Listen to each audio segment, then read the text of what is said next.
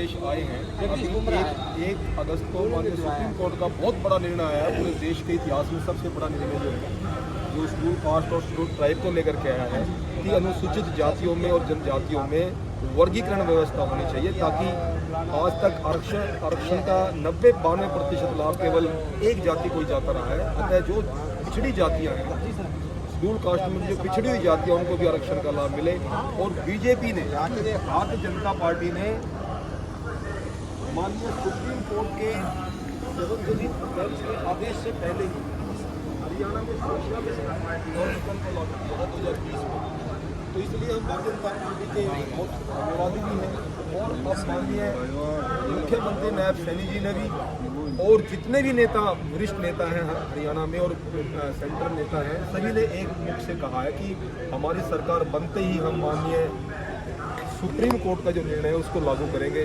तो हम लगातार 18 वर्षों से सड़क से संसद की लड़ाई हमने लड़ी है, धरना, जुलूस, प्रदर्शन, अनशन, पद यात्राएं, जेल यात्राएं, और सुप्रीम कोर्ट में हमने बहुत लंबी लड़ाई लड़ी है। और लंबी लड़ाई लड़ने वाले मेरे आजू बाजू बैठे हैं। सर इसी बीच एक सवाल ये भी आता है विपक्ष को लेकर, जैसे आपने सर नौकरियों की बात करी, सबसे पहले नौकरियों की बात में बात करेंगे, लेकिन जिस प्रकार से भूपेंद्र हुड्डा के मैं भाषण सुन रहा था, गरीब और दलित प्लस युवाओं का एक भाषण में उन्होंने अपने आप को मसीहा या फिर सहयोगी बताने वाली बात करी थी।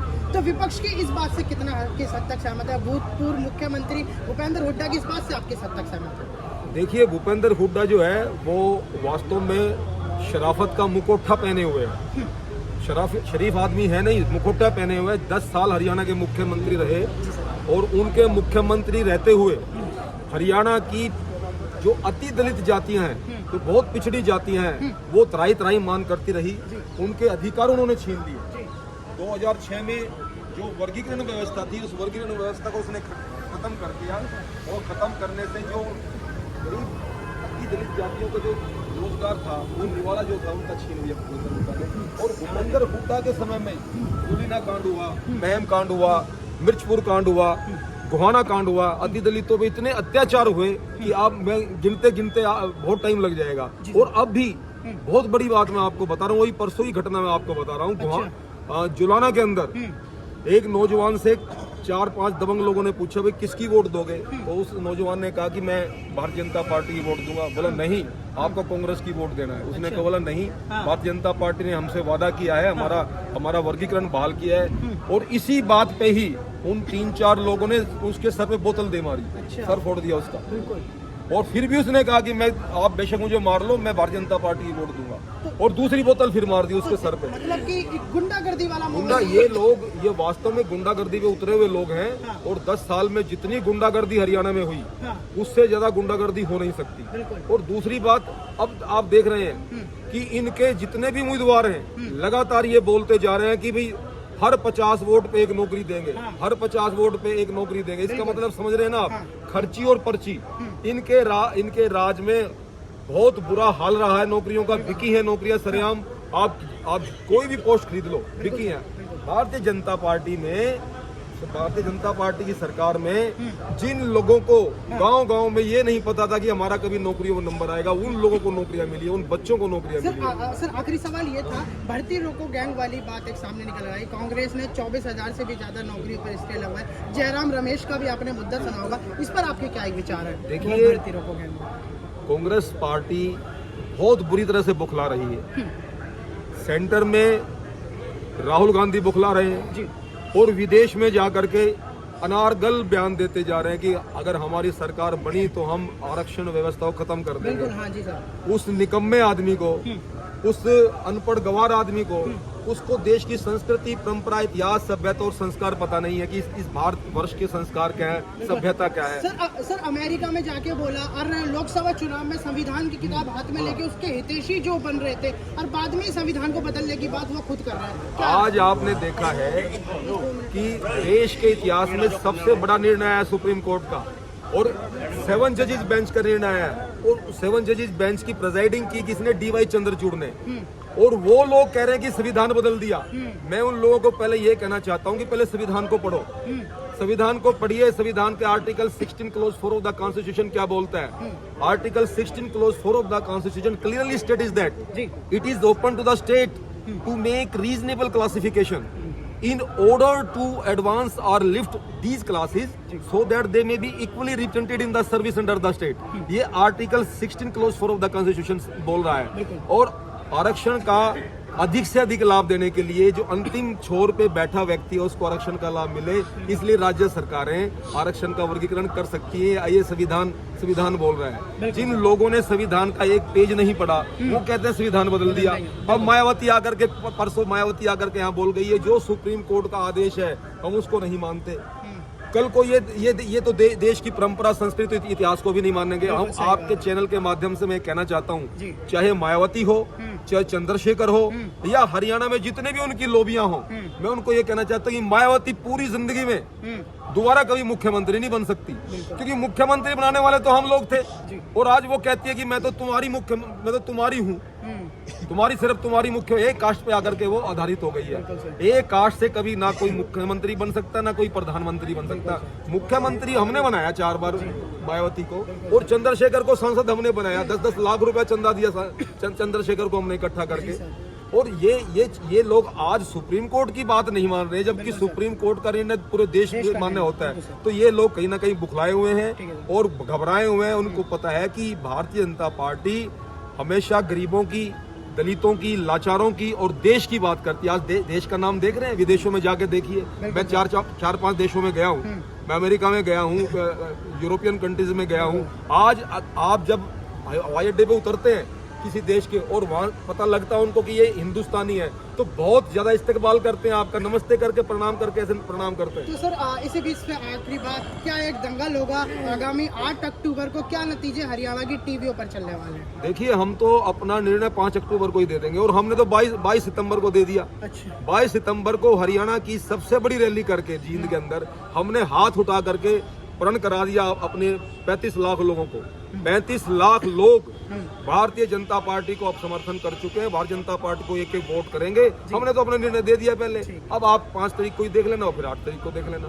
तीसरी बार पूर्ण बहुमत से भारतीय जनता पार्टी की सरकार बनेगी। और हम धन्यवादी हैं नायब सिंह सैनी के, उन्होंने हमसे वादा किया है कि जैसे ही सरकार बनेगी पहली कलम से आपका डीएससी नौकरियों में लागू होगा। हम सुप्रीम कोर्ट के निर्णय का स्वागत करते हैं और सुप्रीम कोर्ट का जो निर्णय है वो पूरे देश में लागू होगा। ठीक है सर, बहुत बहुत धन्यवाद।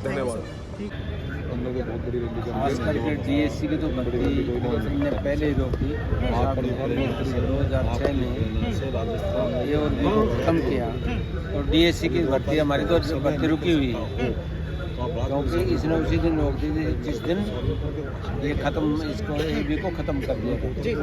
9 नवंबर 1994 को चौधरी भजनलाल जी ने गुरनाम सिंह आयोग की रिपोर्ट के ऊपर हरियाणा प्रदेश में वर्गीकरण किया था। वर्गीकरण में आधा हिस्सा चमार बिरादरी को जाता था, आधा हिस्सा अदर देन चमार ऐसी एक हो जाता था।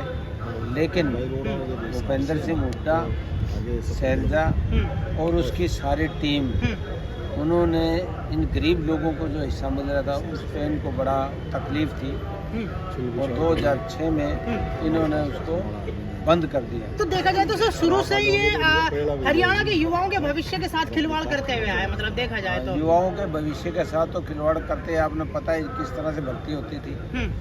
2014 से पहले जब इनकी सरकार थी तो किस तरह से भर्ती होती थी आपको पता, बताने की जरूरत नहीं। अच्छा, पर इस तरह से खर्चीर पर्चीर सब कुछ चलता। ये तो आज भी अपने मैनिफेस्टो में वायदा कर रहे हैं भूपेंद्र सिंह हुड्डा की 2 लाख रिक्त पद को भर देंगे, दलितों समाज का कल्याण होगा, युवाओं का कल्याण होगा। ये सारी नौकरियों को बेचेंगे, बनेंगे नहीं। अच्छा, बेचेंगे।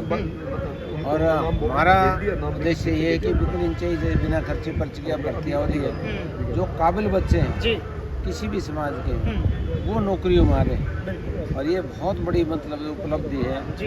ये कोई सोच भी नहीं सकता कि हरियाणा प्रदेश में भी ये हो सकता है। ठीक है। और ये भारतीय जनता पार्टी की सरकार ने करके दिखाया। तो ये 5 तारीख को जो आगामी जो तारीख है जिस दिन महोत्सव होगा एक तरीके से देखा जाए तो क्या एक मन बना रहे हैं?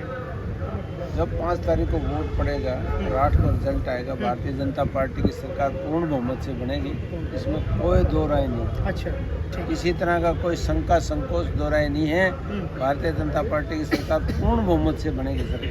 ठीक है सर। और कांग्रेस पार्टी की सरकार, कांग्रेस पार्टी खत्म हो जाएगी। ठीक है हुड्डा साहब, हाँ, हुड्डा साहब ने अपने शासनकाल के दौरान हाँ, सरकारी नौकरियों के बेच के हाँ, नीलामियां लगाई थी भर्तियों पे 10 लाख 20 लाख बड़े सोपावे पर। और इस भारतीय जनता पार्टी की सरकार में परसों उकलाना विधानसभा क्षेत्र के कंडूल गांव में था। हाँ जी, तो मैं पूछा किसी को कि आपके गांव में बीजेपी की सरकार आने के बाद में किस किस के घर में नौकरी लगी? जी, तो मुझे एक व्यक्ति पकड़ कर ले गया हाँ। किसी के घर में। उसके घर में आज भी पक्की छत नहीं है अच्छा, और उसको नौकरी मिली है। और 2 भाइयों को बिजली बोर्ड में लाइनमैन की नौकरी मिली है, 2 को, एक को नहीं 2 को। जी, तो ये हालात भारतीय जनता पार्टी ने पैदा किए हैं। हाँ। यहाँ तो सरकारी नौकरियों की नीलामी होती थी अच्छा, और आगे भी अगर ऐसा कोई वातावरण का निर्माण हो जाए तो नीलामियां ही होने वाली है। गरीब का हक छीनने वाले भूपेंद्र हुड्डा और दलितों पे लाठियां चलाने वाले भूपेंद्र हुड्डा और पर ये जो दीपेंद्र जो राजकुमार साहब हैं यही रोहतक के सांसद हैं, वो हिसाब मांग रहे हैं, कह रहे हैं हाथ बदलेगा हालात, और हरियाणा इस बार हिसाब मांग रहा है। हाथ कोई बदल देंगे देश की दुनिया के नक्शे से। अच्छा, बीएससी वर्ग जग गया है, कांग्रेस मुक्त कर देंगे वह आप? कांग्रेस मुक्त भारत होने जा रहा है। अच्छा जी, और आने वाले समय में ना देश में से हाथ की हालात ही बदल देंगे। अच्छा जी। पर सर देखा जाए तो जैसे भूपी साहब कह रहे हैं कि जो बेरोजगारी का एक ठप्पा हरियाणा पे लगा है, दूसरी साइड बीजेपी कह रही है कि भर्ती रोको गैंग का सबसे बड़ा इसमें दोष है, तो क्या मानते हैं आप? ये सब लोग भूपेंद्र हुड्डा गैंग कोर्टों में भर्तियों को ठुकाने का प्रयास कर रहे हैं। ऐसे चलेगा नहीं जी, कोर्टों में भर्तियों के लिए हरियाणा गवर्नमेंट लड़ाई लड़ रही है। हाँ। और सब भर्तियों से स्टे हटेगा हाँ। और देश में प्रदेश में हरियाणा प्रदेश में भर्तियों के लिए एक बहुत बड़ा आने वाला रोड में तैयार हो रहा है। और हरियाणा में कोई बेरोजगार नहीं रहेगा, विशेषकर डीएससी हो रहा है। अच्छा, तो देखा जाए तो प्रदेश की ही बात करें, हरियाणा में 8 तारीख को क्या नतीजे साफ होंगे? 8 तारीख को भारतीय जनता पार्टी पूर्ण बहुमत से सरकार बनाएगी, नायब सिंह सैनी मुख्यमंत्री होंगे अच्छा। और डीएससी वर्ग की पहली कलम से हाँ। और आरक्षण का वर्गीकरण लागू होगा। अच्छा जी, ठीक है सर, बहुत बहुत धन्यवाद।